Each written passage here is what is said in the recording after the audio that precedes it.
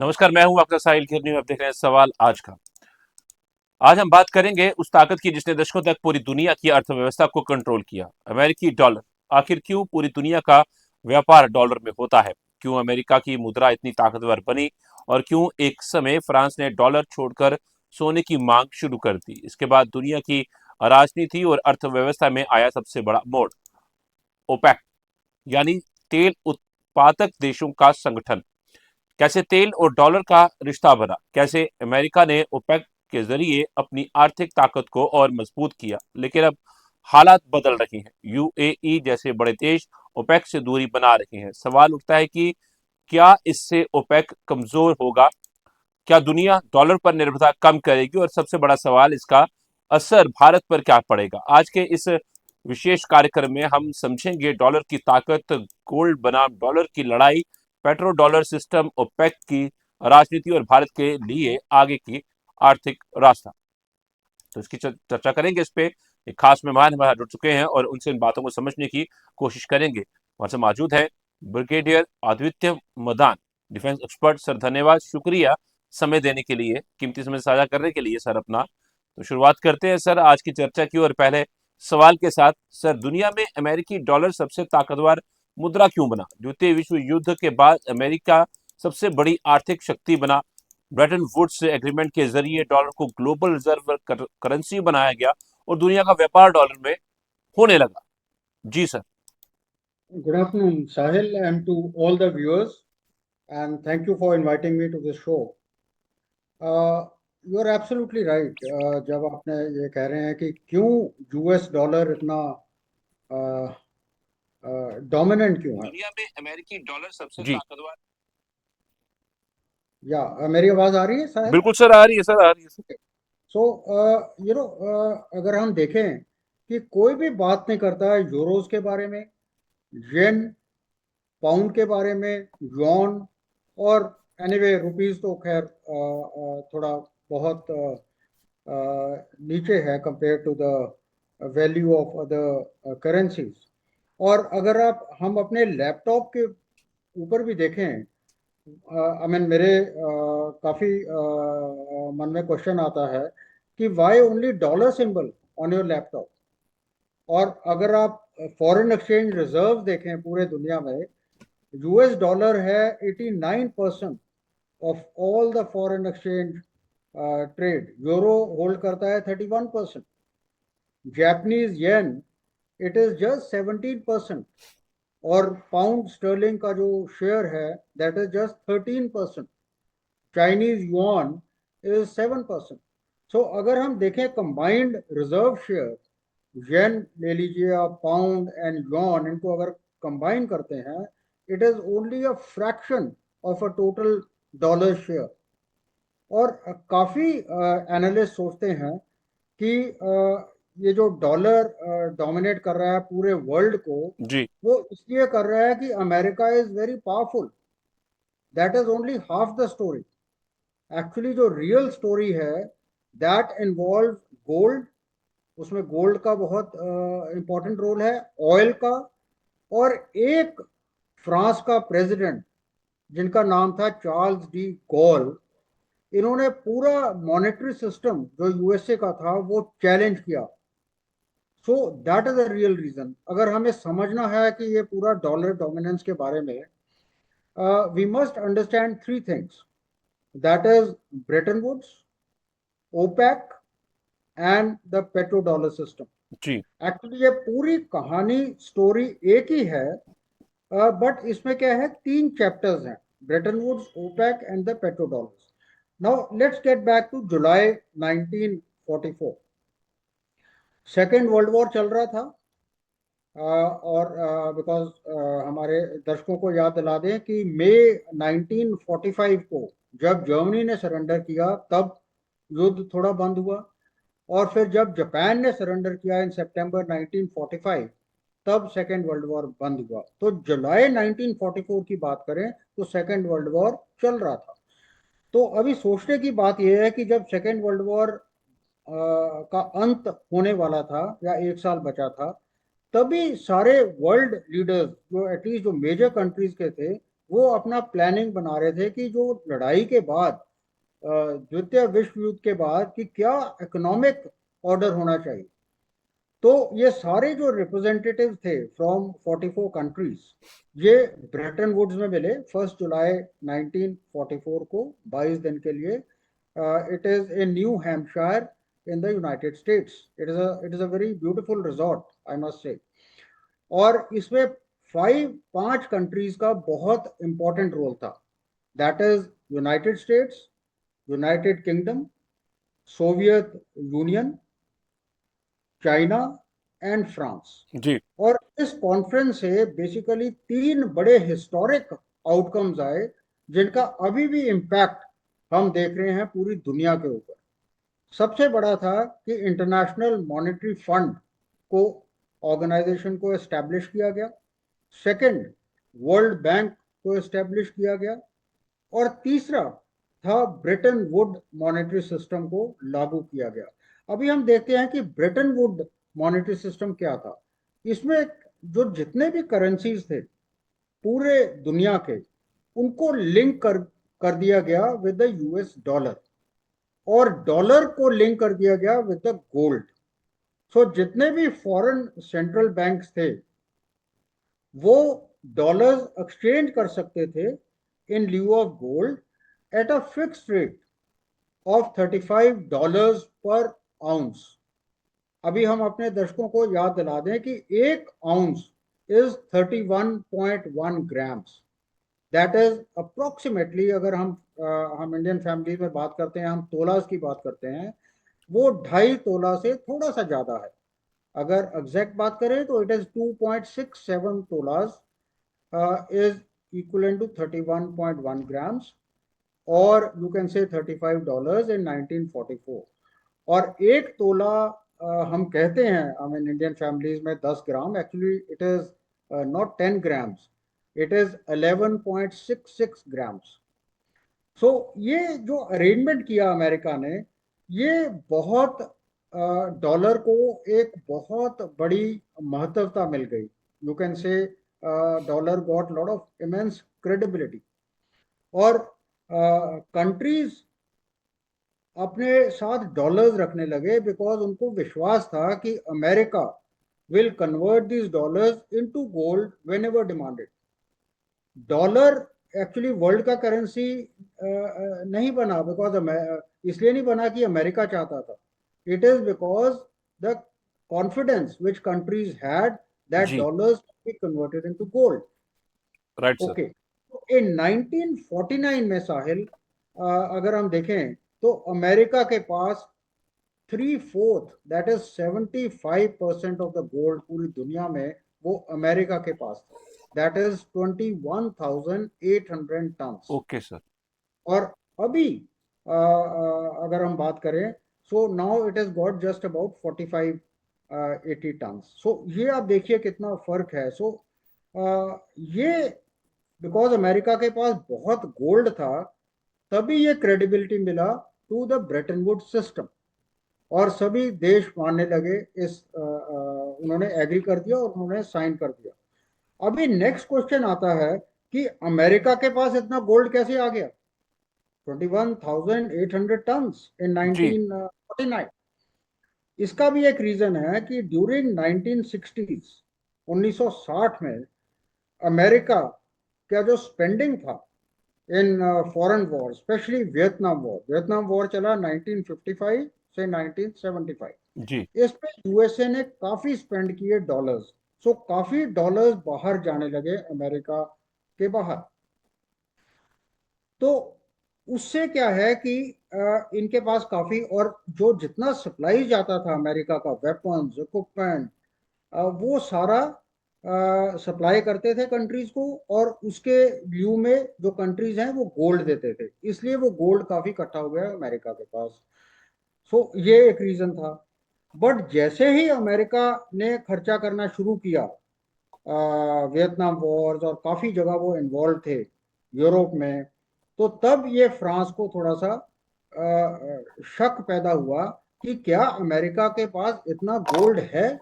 Dollars तो खर्च कर रहे हैं, बट क्या इनके पास गोल्ड रिजर्व्स हैं। So that is the reason it led to the collapse of the Bretton Woods system in 1971. जी। और दूसरा, वर्ल्ड को काफी विश्वास था, because they believed it was, they trusted the dollar because it was as good as gold. और एक interesting fact और मैं बताता हूँ साहिल, कि इस कॉन्फ्रेंस में जो ब्रेटन वुड्स में हुआ, इसमें इंडिया का भी रिप्रेजेंटेशन था। That time it was British India. 1947 में हमें आज़ादी मिली, उससे 3 साल पहले ये ब्रेटन वुड कॉन्फ्रेंस हुआ। So basically we attended as a representative of British India, और India became one of the founding members of the International Monetary Fund and the World Bank. So जो फर्स्ट फेज का जो dollar dominance है वो simple है, that is dollar को विश्वास किया गया बाकी मुल्कों ने, because it was backed by the gold. So gold was the foundation of the American monetary power. But ये विश्वास ज्यादा देर नहीं चला। It lasted till the time when the France started asking for the gold itself instead of okay sir. holding. So that was the beginning at the of the end of Bretton Woods. Back to Sahil. Okay sir, आगे बढ़ते हैं, एक और सवाल आपसे करेंगे। Sir, France ने dollar की जगह सोना क्यों मांगना शुरू किया था? 1960 के दशक में अमेरिका ज्यादा डॉलर छाप रहा था, फ्रांस को डर था कि डॉलर कमजोर हो जाएगा, इसलिए उसने डॉलर के बदले सोना मांगने की शुरुआत की थी। इसको थोड़ा सा इलेबोरेट करके बताइएगा, आखिर क्या वजूहत थे? या साहिल, ये बहुत अच्छा क्वेश्चन आपने पूछा। फ्रांस ने देखा कि ड्यूरिंग 1960s अमेरिका बहुत ज्यादा स्पेंड कर रहा है ऑन द वियतनाम वॉर। अगर हम देखें अमेरिका के इंटरवेंशन इन 1960s, देखो अमेरिका के ट्रूप्स थे यूरोप में, साउथ कोरिया में, वो जापान को डिफेंड कर रहा था, ताइवान को डिफेंड कर रहा था, और इसके नेवल फ्लीट्स काफी जगह हर दुनिया में, दुनिया के हर कॉर्नर में डिप्लॉयड थे। और इसका जो कोल्ड वॉर स्ट्रेटजी भी शुरू हुआ था अगेंस्ट सोवियत यूनियन। सो इस ये जो अमेरिका की जो कमिटमेंट थी, इसमें काफी अमेरिका का एक्सपेंडिचर हो रहा था, और काफी डॉलर्स अमेरिका से बाहर जा रहे थे। सो इससे काफी कंट्रीज को अलार्म, बिल्कुल एकदम they got alarmed, and specially France. और मैंने जैसे पहले बताया, जो फ्रांस का प्रेसिडेंट था, his name was Charles de Gaulle. So he begin questioning the sustainability of the system. उसने, उसका आर्गुमेंट था कि अमेरिका बड़ा अच्छा एक प्रिविलेज उठा रहा है पूरी दुनिया में, कि एक तो डॉलर्स सभी देशों को रखने पड़ रहे हैं, और प्लस जो जब वो डॉलर्स वापस करें तो वो सिर्फ गोल्ड दे देता है। उससे क्या है कि it is strengthening the America's economy. So basic, and also America is financing wars, imports from this earning because of the dollars. So उनको एक भारी शक पैदा हुआ कि इसके अमेरिका के पास इतना गोल्ड नहीं है जितना वो डॉलर्स सर्कुलेट कर रहा है in the entire world. So French का जो लॉजिक बड़ा सिंपल था, कि if a dollar can legally be exchanged for the gold, so why hold paper when you can जी। hold the gold itself? तो फ्रांस ने फिर मांगना शुरू किया अपना गोल्ड वापस। सो आपको हैरानी होगी कि जो अमेरिका का गोल्ड था, अबाउट, हमने बात की 21,800 टन, और मे बी कभी कभी वो 20,000 टन आ गया इन 19 यू कैन से 44 45। 1949 था जब पीक था अमेरिका के गोल्ड होल्डिंग का। So abhi it has gone down to, then it went down to 8,100 tons in by 1971, because France ने अपना gold about 3,000 tons of gold वापस ले लिया। तो ये जो अमेरिका का जो गोल्ड कम हुआ, वो इसी के कारण हुआ। फ्रांस ने ले लिया वापस, और बाकी कंट्रीज भी नर्वस हो गए। जैसे अभी आपने देखा, अभी हम मार्केट डाउन जा रहा है, तो सभी जो इतना एक्सपीरियंस नहीं है म्यूचुअल फंड्स में, सारे अपना अपना फंड निकालना उन्होंने शुरू कर दिया था जी। पिछले 1-2 महीने में। तो वो सभी नर्वस हो गए, और सभी ने अपना अपना वापस गोल्ड वापस लेना शुरू कर दिया। सो ये जब देखा, तब प्रेसिडेंट आए इन 1971, प्रेसिडेंट रिचर्ड निक्सन। सो उन्होंने देखा कि इनके पास बाकी सभी देश गोल्ड मांग रहे, डॉलर्स रिटर्न कर रहे हैं, और हमारे पास इतना गोल्ड ही नहीं है which can back the dollars which are floating outside in the world. So ये हुआ 15 अगस्त 1971 को इन्होंने डिसीजन लिया, that is president Richard Nixon, इसको हम बोलते हैं निक्सन शॉक। इन्होंने सस्पेंड कर दिया, इन्होंने जो कन्वर्जन है डॉलर का गोल्ड के साथ वो इन्होंने बिल्कुल बंद कर दिया। This was known as Nixon shock. जी so in many ways you can say the credit goes to France and especially the French president Charles de Gaulle. इन्होंने पूरा एक्सपोज कर दिया अमेरिका की वीकनेस को, और you can say the he expose the fundamental weakness of the Bretton Wood system. जी और world की दुनिया क्या चाहता था, they wanted more dollars for the trade and reserves, but the amount of gold backing these dollars had, that was limited. So so अभी next question आ रहा है अमेरिका के पास, basically you know they were in a very tight situation. तो उन्होंने सोचा if the dollar is no longer backed by the gold, then why would the world continue to hold dollars? So that was, so answer was oil. This we'll discuss later. Yeah, जी back to Sahil. ठीक है sir. मैं आगे बढ़ता हूँ और बात करूंगा ओपेक को लेकर। सर ओपेक इस पूरी कहानी में कैसे शामिल हुआ? 1973 ऑयल क्राइसिस के बाद तेल की कीमतें बढ़ी, ओपेक ने तेल बाजार पर पकड़ मजबूत की और तेल व्यापार डॉलर से जुड़ गया। और सर इस पे इलेबोरेट करके बताइए। Yeah, it's a very relevant question, Sahil. जैसे ही ब्रेटन वुड कोलैप्स हुआ in 1971, तभी एक्चुअली ओपेक का एक्चुअली रोल सामने आया। बट हमें ये याद रखना चाहिए कि OPEC was founded on 14 September 1960 in Baghdad. ये 5 देशों का एक ग्रुपिंग बना।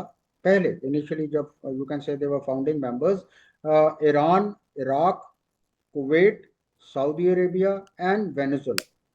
सो इनका एम बड़ा सीधा साधा था कि जो ऑयल प्रोड्यूसिंग कंट्रीज थी, जो अभी हम कह रहे हैं गल्फ कोऑपरेशन काउंसिल, जो 6 कंट्रीज हैं, so they wanted greater control over the production and pricing. ये चाहते थे कि जी हम प्राइस को कंट्रोल कर सकें। पहले क्या था कि वेस्टर्न ऑयल कंपनीज कंट्रोल कर रही थी पूरी ऑयल प्रोडक्शन को। सो अभी जैसे ही ये ग्रुपिंग हुआ तो इनका कंट्रोल ऑयल प्राइस के ऊपर ज्यादा टाइटन हो गया। और अगर आप देखें एक्चुअली ऑयल हर जगह यूज होता है, हमें सबको पता है। So OPEC it became one of the most influential organization in the global economy because it controlled access to the world's most strategic commodity that is oil. हर जगह ऑयल यूज हो रहा है। और ओपेक हम एक्चुअली काफी analyst बोलते हैं, मैं टीवी डिबेट्स पे सुनता हूँ कि it was a united organisation. That is not true, ये गलत है। अभी मैं वही रिसर्च कर रहा था। जो कतर है, it joined in 1961 but it left in 2019।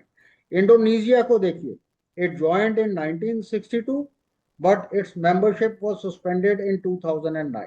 जी अब दोबारा इन्होंने रीजॉइन किया 2016 में, और फिर ये सस्पेंड हो गए सेम साल में 2016 में।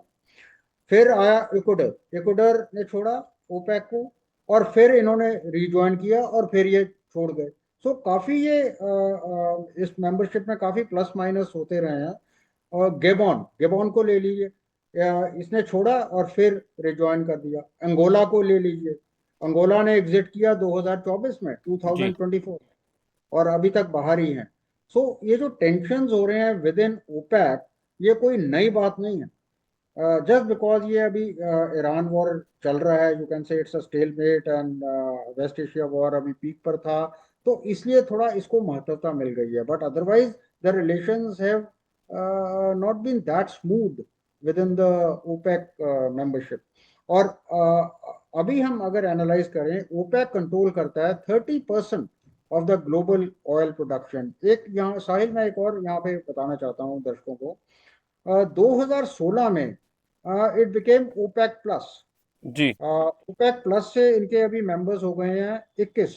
ओपेक प्लस में 10 मेंबर्स और जुड़ गए थे। और अभी आज की डेट में ओपेक में है, OPEC only OPEC, one is OPEC, other is OPEC plus. OPEC में there are 11 countries as of now in 2026।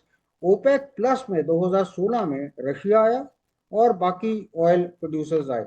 सो अगर ओपेक प्लस को हम मिलाते हैं, मतलब we are looking at 21 countries, they account for the oil production of 40%, 40। और important point है कि जैसे हमने पहले डिस्कस किया कि oil is actually powering the modern world. हर जगह ऑयल यूज है। Aircraft, you talk of aircraft, all the trucks, heavy जी vehicles, the ship, the factory, the all the military machines, they are all depending directly or indirectly on the energy. So OPEC is the, again it became crucial to the next chapter of the dollar dominance. So जी America ने बड़ा actually intelligently play किया है। पहले उन्होंने dollar को relate किया with the gold, and then when they saw that it is losing its credibility because they are not holding that much of gold, जी। they shifted to oil, over back to side. ठीक है sir, समय कम है sir, मैं सवाल दो एक साथ ही कर लेता हूँ सर आपसे, और दोनों या रिलेट भी करते हैं सर। सर, अमेरिका ने ओपेक का फायदा कैसे और किस तरह से उठाया है, इसको आप किस तरीके से देखते हैं? और यूएई ने ओपेक क्यों छोड़ा, आखिर क्या वजह रही, और क्या मुश्किल आ रही थी यूएई को ओपेक में रहने से, जो या बाहर इट्स अ निकल वेरी गए उसको फायदा या नुकसान हुआ? जी sir. Sir very good question Sahil. अभी हम सबसे पहले मैं आंसर करूंगा कि यूनाइटेड स्टेट्स ने कैसे ओपेक का फायदा उठाया। क्यों हम सोच रहे हैं कि United States forced OPEC countries to sell, ये कैसे हो गया, forcing them to sell oil in dollars. Basically it was a mutually beneficial arrangement. America का एक्चुअली फायदा हो गया इन अ लॉन्गर टर्म। ये टर्निंग पॉइंट आया इन योम किपुर वॉर, अक्टूबर 1973 में। उसमें क्या हुआ कि इजिप्ट एंड सीरिया ने अटैक कर दिया इसराइल के ऊपर, और जी जैसे ही अटैक किया, जो जितने भी अरब ऑयल प्रोड्यूसर्स थे, इन्होंने अपना ऑयल एम्बार्गो डाल दिया, ऑयल के प्राइसेस बढ़ा दिए। तो फिर आपको याद होगा उस 1973 में कैसे पेट्रोल स्टेशन के आगे लाइनें लग गई इन ऑल द जी foreign countries, specially in the western, all those who were in America and in the western allies. So oil prices एकदम बढ़ गए। सो देवर फ्यूल शॉर्टेजेस, और काफी रिसेशन हो गया पूरे वर्ल्ड में। सो वॉशिंगटन, यूएसए ने एक बड़ा इंपॉर्टेंट लेसन देखा कि ये there is a link between the energy security and the monetary power. So America ने बोला गल्फ अपने ऑयल प्रोड्यूसर्स को कि भाई हम आपको सिक्योरिटी देंगे, और आपने ऑयल जो भी सेल करना है उसमें डॉलर्स में करना है। So it was a mutual, you can say it was a symbiotic relationship. America provided strategy, security, delivery, sale of arms, weapons, equipment, and they were getting security. So naturally, they were convinced, all these GCC countries, that they'll be selling oil in dollars, or even so that is how the petrodollar system was created. So because America से इनको security मिल रहा था। जी और देखिए, India को भी, हमें भी डॉलर्स चाहिए, ऑयल जापान को चाहिए, यूरोप को चाहिए, इवन चाइना को भी चाहिए। दो शेडो फ्लीट है, शेडो टैंकर फ्लीट है, उसकी हम बात करते हैं, वो भी कभी कभी वो यूज करते हैं। कभी कभी ईरान एक्सेप्ट करता है युआन, उसने रुपीज भी एक्सेप्ट किए हैं। सो बट फिर भी उनको largely they have to keep dollars so that they can buy oil from Iran and other gulf countries. So this was known as petrodollar system. अभी सिंस समय कम है, हम सीधा उसके ऊपर आते हैं, आपके जो नेक्स्ट क्वेश्चन के ऊपर, कि यूएई ने क्यों ओपेक छोड़ा। देखिए, इसका रीजन है, इट इज ऑल इकोनॉमिक। जो यूएई ने क्या है कि इसने काफी इन्वेस्ट किया है पिछले सालों से, मैं रिसर्च कर रहा था, इन्होंने अपना ऑयल प्रोडक्शन बढ़ा दिया। अभी ये प्रोड्यूस कर सकते हैं 5 million barrels per day. But OPEC में क्या है, that is organisation of petroleum exporting countries, इन्होंने कोटाज लगा रखे हैं। हर कंट्री के कोटा है कि भाई आप इतना ही प्रोड्यूस कर सकते हो। और अबू धाबी का पर्सपेक्टिव है कि जब हमने इतना इन्वेस्ट किया है इन प्रोडक्शन इंफ्रास्ट्रक्चर, तो हम क्यों वेस्ट जाने दें। अगर आप देखिए, इनका जो प्रोडक्शन कैपेसिटी अभी मैंने बताया 5 मिलियन बैरल पर डे है, बट जो ओपेक का कोटा है और to United Arab Emirate, that is 3.4 million barrels. So 1.5 million barrels per day they are wasting. And so इन्होंने बोला कि इनकी इकोनॉमी इम्पैक्ट हो रही है, and they have to look after their own national interest. So तभी इन्होंने ये शिफ्ट किया, एंड दे थॉट कि why they should sacrifice revenue and market share, जब इनको मार्केट शेयर मिल रहा है ऑयल का, and why they should basically you can say the OPEC has shifted from the cartel discipline to its own national interest. पहले जी. Cartel था इनका, और पहले कंट्रोल कर रहे थे प्राइस कि भाई इतना ही रखो, सप्लाई कम करो. So basically it is all demand and supply. और राइट सर. जैसे ही बाकी कंट्रीज जिनकी कैपेसिटी है वो सप्लाई इंक्रीज करते हैं, तो नेचुरली ऑयल के दाम कम हो जाएंगे. सो और एक और चीज है इसमें, जियो पॉलिटिक्स भी है. यूएई का देखिए पिछले 1-2 साल में इन्होंने स्ट्रेंथन कर दिए अपने ties with America, with Israel. अभी इन्होंने यूएई ने अब्राहम अकॉर्ड ज्वाइन किया इन 2020. तो उससे क्या है कि इन्होंने अपनी इकोनॉमी और खोल दी है टू यूएसए, वेस्टर्न एलाइज जी. And Israel for the foreign investment, and it is increasingly seeking strategic autonomy. तो इट्स जी. A multipolar world now. और पहले भी काफी कंट्रीज ओपेक छोड़ चुके हैं, मैंने आपको पहले बताया, and over similar disagreements regarding production quotas. So basically you can से कि जो यूनाइटेड अरब एमिरेट्स का जो डिसीजन है, it reflects both economic ambition and a desire for greater policy independence.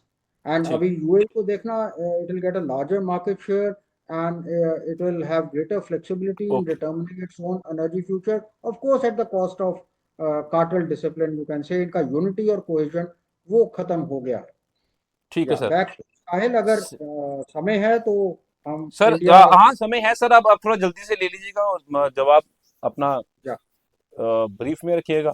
Sir, OPEC पर इसका क्या कुछ असर पड़ा है यूएई के अलग होने से, और भारत पर इसका क्या असर होगा? क्या या भारत को फायदा होगा इससे, या भारत को नुकसान होगा, या न्यूट्रल ही रहेगा सब सिस्टम? जी या सर. साहिल, देखिए ओपेक के ऊपर ये इम्पैक्ट हुआ है कि ओपेक का जो कोहेजन था, जो यूनिटी थी, जो सप्लाई के इनके ऑर्डर्स थे टू डिफरेंट कंट्रीज. देखिए Saudi Arabia is a major player in OPEC. So वो जहां कोटा जिसको देते थे उतना ही कोटा प्रोड्यूस करते थे. सो अभी वो यूनिटी नहीं रही है. सो और the real issue is the president it has created. अभी जी. देखिए अभी इसने छोड़ा, यूएई ने छोड़ा, अभी बाकी देश भी छोड़ जाएंगे. So basically, there will be no. It will be. I would say the oil prices will be more volatile. But जो हमारे ऊपर other countries may also ask the same question which the UAE is asking. और देखिए बाकी जो members हैं वो भी प्रायोरिटाइज करेंगे कि मुझे मार्केट शेयर ज़्यादा मिलना चाहिए बिकॉज मेरा प्रोडक्शन ज़्यादा है. So basically you can say we have witnessed a shift from the cartel based coordination towards competitive production behaviour. और देखिए अभी हमें अपना अपना कंट्री के इंटरेस्ट देखने हैं. As far as our India is concern, हमें ये कम दाम पे ऑयल मिलेगा, ये हमारा फायदा हो गया. और हमारा जो यूएई से जो इंपोर्ट था, अभी $100 बिलियन है हमारा म्यूचुअल जो ट्रेड है, और हम $26 बिलियन एक्सपोर्ट करते हैं यूएई को. जी. और यूएई हमें इंपोर्ट करता, हमें एक्सपोर्ट करता है अबाउट $64 बिलियन. मेनली इसमें ऑयल है. So India will gain, you can say, we'll be able to buy oil at a much lower price and in much larger quantities from the UAE. जी. और मेन ये India को ये फायदा होगा, और यूएई का भी इसमें फायदा है. और प्लस अभी हमने यूएई के साथ अपने नोट किया होगा, पिछले प्राइम मिनिस्टर मोदी भी गए थे वहां पे. तो now it has, our relationship has got upgraded to comprehensive strategic partnership. It is जी. not a relationship. We have also entering into trade of other items apart from oil. और also मैं यहाँ पे लाना चाहूंगा एक एंगल है Habshan Fujairah pipeline. एक इन्होंने ले किया है कि इसमें क्या है कि अभी स्ट्रेट ऑफ हॉर्मुज में प्रॉब्लम चल रहा है. सो यूनाइटेड अरब एमिरेट्स अपने ऑयल एक्सपोर्ट कर सकता है while bypassing the strait of Hormuz through Habshan Fujairah pipeline. ये क्या है कि सीधा यूएई से सीधा गल्फ ऑफ ओमान में आती है, and then it can go to global market. अभी इससे जो per day United Arab Emirates 2 billion barrels इस पाइपलाइन के रास्ते से इंटरनेशनल जी। मार्केट को भेज ठीक। सकता है। तो इसलिए हमारा भी थोड़ा डाइवर्सिफिकेशन हो गया। बिल्कुल। We are less dependent on Hormuz and because of the present जी। सिचुएशन। तो जो एनर्जी इंपोर्टिंग नेशंस हैं, इंडिया जैसे हुआ, तो उनके लिए डाइवर्सिफाई हो गए सप्लाई रूट्स और उनका एक तरह का फायदा हो गया। So ji. basically, debate is not merely about United Arab Emirates leaving OPEC, but the larger story is about how the world has moved from a dollar backed by gold to a dollar sustained by oil. और जी। कैसे America ने फायदा उठाया with its gold holdings in 1940s, right sir. 50s, 1960s, and later how it exploited the oil of OPEC in exchange for the strategic partnership and the security which it gave to the Gulf states. Back to Sir. जी। धन्यवाद sir आपका हमारे साथ जुड़ने के लिए। काफ़ी अहम बातें आपने रखी हैं और काफ़ी इंपॉर्टेंट चीज़ें थी जिन पे हमने आज डिस्कस किया है। तो हमारे जो व्यूअर हैं उनको भी उम्मीद है ये पूरी तरह से समझ भी आई होगी और काफ़ी इंपॉर्टेंट इन्फॉर्मेशन थी जो शेयर की गई है। सर धन्यवाद, शुक्रिया समय देने के Thank, लिए।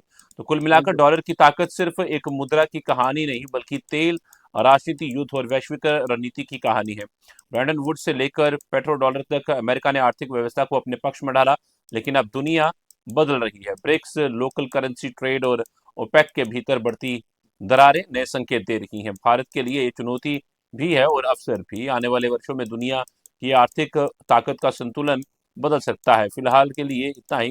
देखते रहिए आप द अर्थ न्यूज। मुझे दीजिए इजाजत। नमस्कार।